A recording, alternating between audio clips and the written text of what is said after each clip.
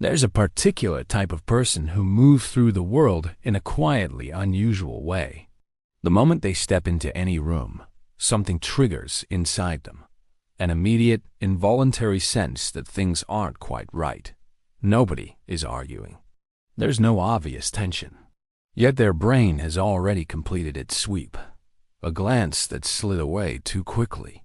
A smile that required a little too much effort. A sentence that sounded perfectly reasonable but carried beneath it a strange hollow vibration.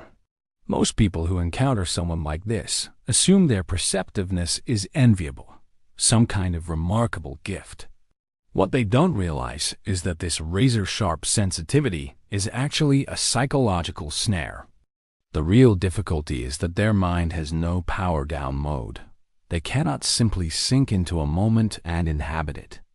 They carry interactions home with them, disassemble each one carefully, examine every piece, and then play the whole thing back on a loop. These are the people who can take a single beat of silence and expand it into an entire cosmos of inner dialogue. But if you love someone like this, or if you are someone like this, you already understand how far from easy it truly is. Because hyper-awareness isn't purely a matter of intelligence. It's about perpetually perceiving the invisible architecture of meaning that most people pass through without ever noticing. It can feel like a gift, yes, but it can also be a ruthless weight that quietly bleeds your emotional reserves dry. Today, we're going to explore the psychology behind people who are perpetually over-aware, and how they can avoid being consumed by the very minds that make them extraordinary. To understand it, we first have to trace this sharpness back to its roots. Why do certain people develop this kind of heightened awareness in the first place? Empirical psychology generally identifies two distinct origins. In the first group, the sensitivity is simply constitutional, something they arrived in this world carrying. Science refers to them as highly sensitive persons, or HSPs, individuals who possess a trait called sensory processing sensitivity, or SPS. From birth, their nervous system operates like an extraordinarily refined instrument, one that automatically captures and registers everything with far greater intensity than most people ever experience. For them, the world has always appeared in a kind of extreme high definition. For the second group, however, this over-awareness wasn't something they were born into.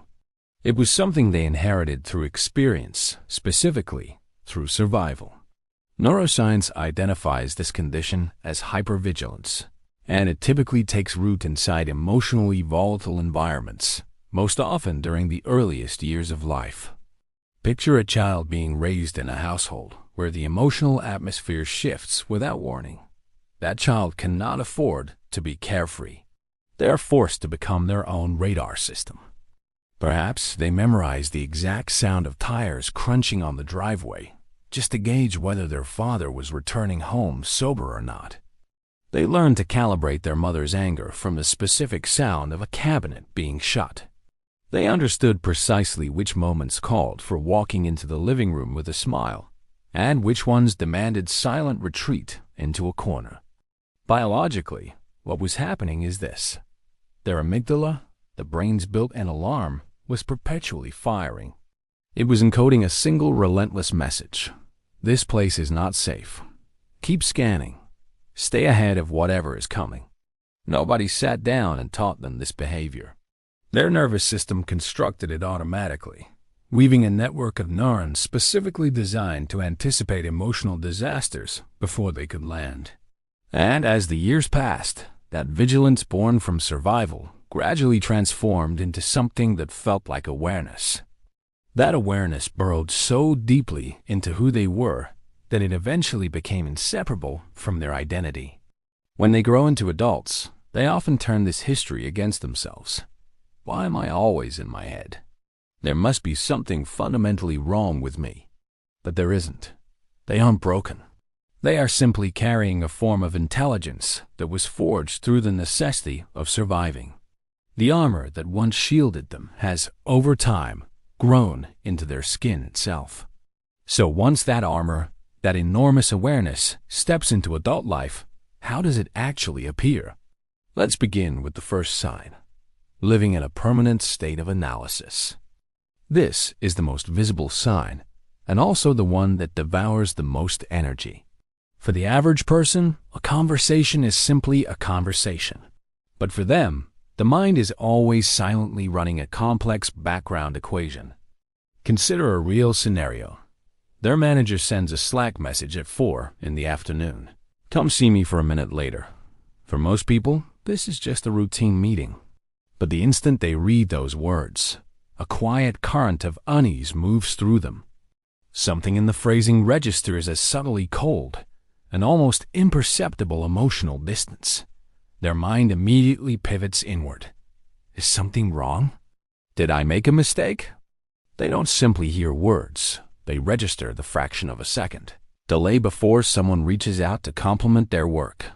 They pick up a nearly invisible shift in another person's breathing pattern. Part of what drives this is the default mode network, or DMN, the neural system associated with introspection and self-referential processing. In most people, the DMN activates primarily during rest or idle daydreaming. In the overaware, however, this network runs hot and constant, pulling the mind into relentless analysis and interpretation. Half of them is present in the room, nodding, smiling, holding a cup of coffee, participating in life. The other half is somewhere just behind that, quietly cataloging, cross-referencing details, and analyzing everything in real time. The consequence is that their mind almost never truly rests. They can walk away from an ordinary office day feeling hollowed out and exhausted because the brain has just finished running a grueling, invisible marathon. And that analysis doesn't only face outward. Eventually, it turns the lens inward, which brings us to the second sign: hyper-self-awareness. In psychology, metacognition refers to the capacity to observe and reflect on one's own thinking, a function governed by the prefrontal cortex. Every human being has this ability to some degree, but in the overaware person, it operates like a switch permanently welded to the on position. They don't simply experience an emotion, they surveil it. A familiar sequence tends to unfold. Emotion appears, analysis begins, judgment follows. They're out on a walk when a wave of sadness moves through them. Rather than simply allowing themselves to feel it, they immediately fold their arms inward and interrogate it. Why am I sad? Is this sadness even rational? I have a stable job and people who care about me. Why does this emptiness keep appearing? What does it say about me that I feel this way? Even joy becomes a subject for dissection. They're at a dinner gathering, laughing at something someone said, and within the very next second, some part of them has detached, floated up near the ceiling, and is looking down with a critical eye. Was that laugh too loud? Did it sound performative? It's like trying to dance freely while simultaneously watching yourself in a mirror and correcting your form. You might not miss a single step, but the flow, the abandon, the sheer experience of dancing has quietly escaped you. Their awareness deepens, while their natural presence in their own life slowly fades.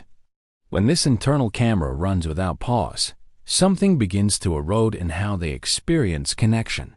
And that brings us to the third sign: the loss of innocence in relationships.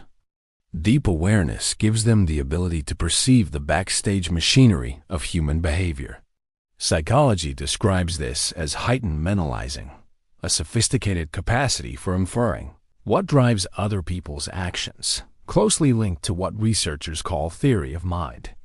They understand, at a visceral level, that human beings rarely say precisely what they mean. So when a colleague appears at their desk with a coffee and a generous compliment about their recent project, instead of simply receiving the kindness, their mind instantly begins running background checks. What is this person after? Are they building credit to ask for something later? They have recognized that warmth can sometimes come with invisible strings attached. That affection can function as a strategic investment. That the confident veneer someone projects on a first date may be little more than a curtain drawn over fear.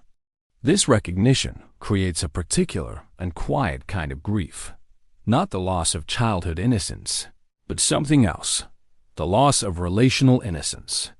The simple ability to take someone's words at full face value no longer exists for them. A compliment arrives wrapped in layers they feel compelled to unwrap. An apology never quite lands cleanly because they sense it may have been offered to restore peace rather than to genuinely take responsibility. A promise sounds thin, almost transparent. They don't become hostile or cynical. They simply become exquisitely careful. And sometimes, in the middle of a crowd, they feel profoundly alone because no one around them appears to be seeing the same layer of reality they are seeing. And that layer doesn't remain in the realm of logic. It descends into feeling, which brings us to the fourth sign, empathy that never powers down. For them, empathy is not something they consciously deploy when a friend needs comfort. It is a permanent condition. They walk into a meeting room where no one has spoken a word, and they already feel the friction simmering between two colleagues. Their minds function like absorbent material, drawing in the emotional residue of every room they enter. Psychology refers to this as cognitive empathy, but for the overaware, it doesn't stop at intellectual understanding. It crosses into emotional empathy, where they don't just comprehend another person's pain. They inhabit it as if it were their own.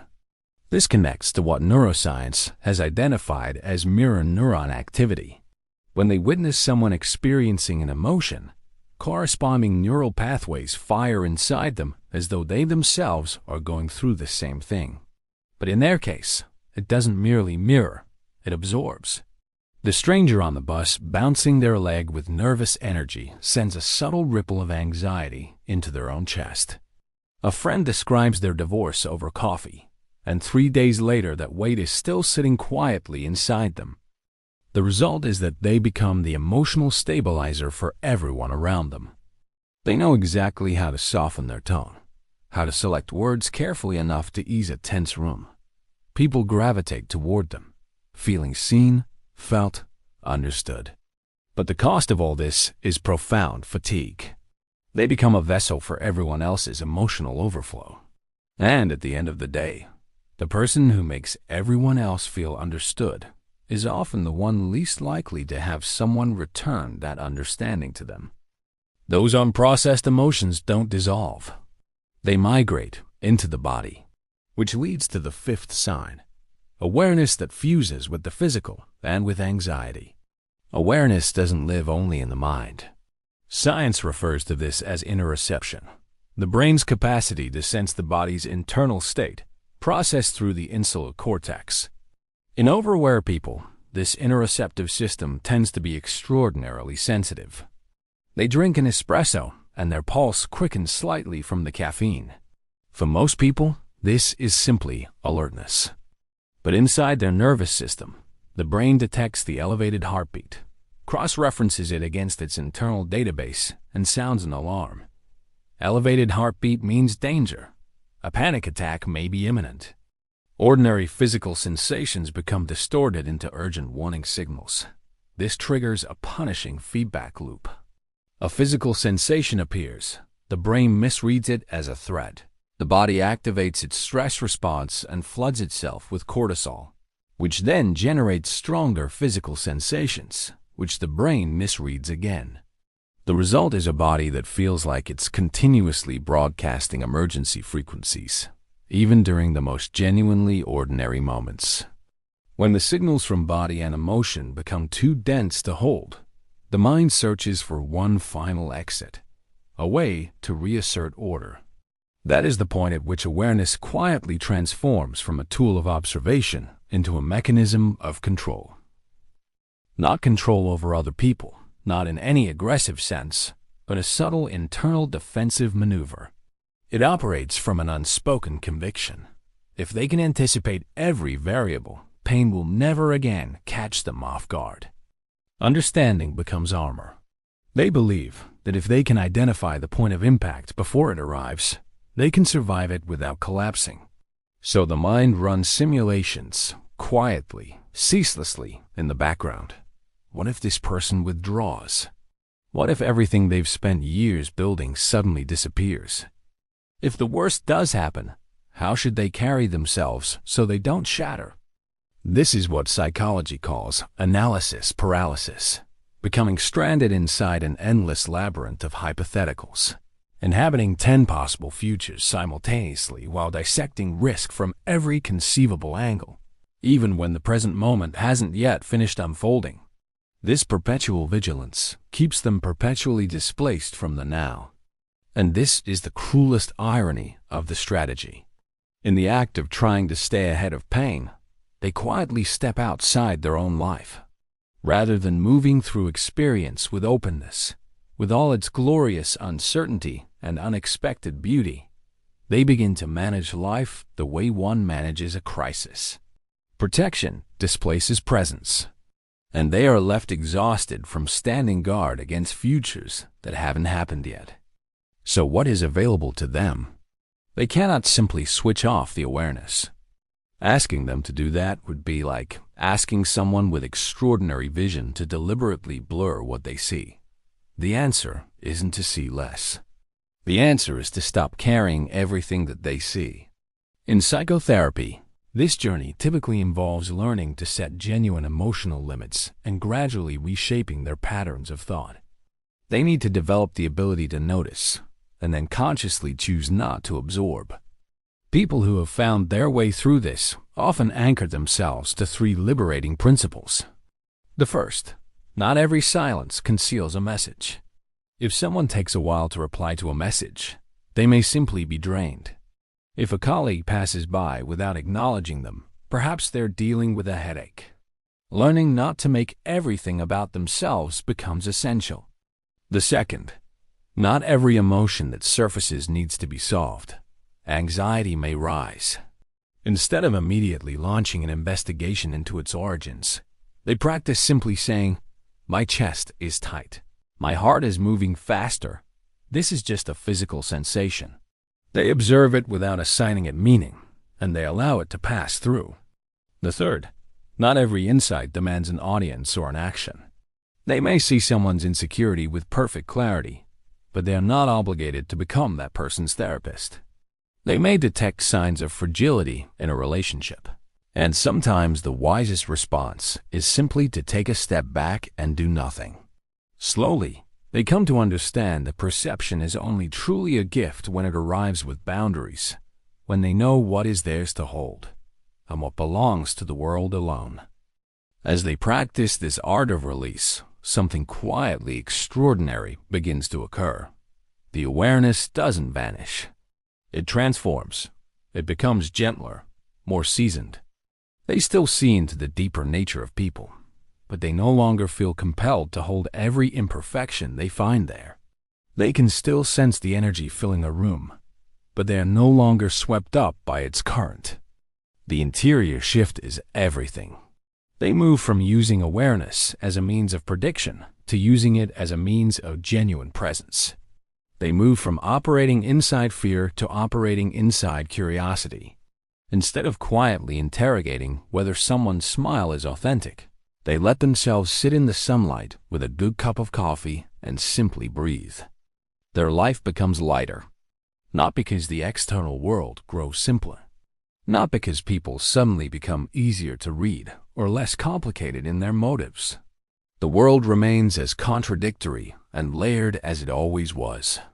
Life becomes lighter because they stop trying to hold every equation the world contains all at once on their own shoulders. They cannot extinguish the light inside their mind, but they can change what that light does.